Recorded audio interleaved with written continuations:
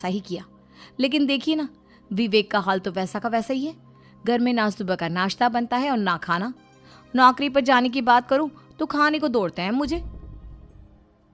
हाँ मम्मी, मैंने भी सुमित को कितनी बार कहा कि अगर नौकरी नहीं करनी तो कोई छोटी सी दुकान ही खोल लो। घर का खर्चा कैसे चलेगा? देखो दोपहर के 12 बजने आए और जनाब अभी तक सो रहे हैं। हाँ मम्मी, ईशा और सुहाना ठीक कहती हैं। अविनाश का भी यही हाल है।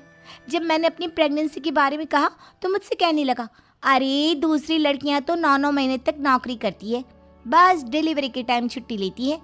मोहिनी, तुम भी नौकरी करो। अब मुझे कहाँ नौकरी मिलेगी?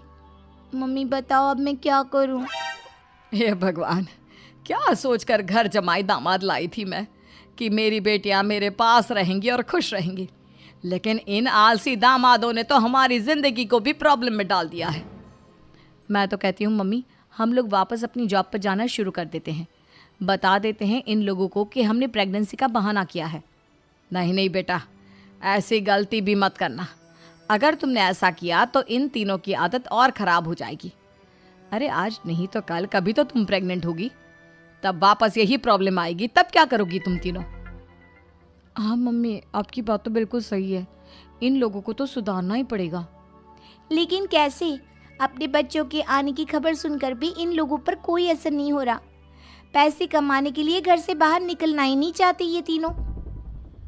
अब मेरे दिमाग में एक प्लान आया है।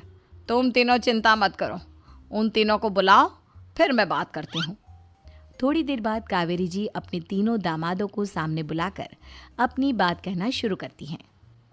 अविनाश, सुमित और विवेक, देखो बेटा, मैं ना तुम तीनों से बड़ा प्यार करती हूँ, इसीलिए तो तुम्हें घर जमाई बना कर रखा है मैंने। अरे मम्मी जी, सीधे सीधे कहिए ना, क्या बात है? प्यार तो हम भी आपको बहुत करते हैं।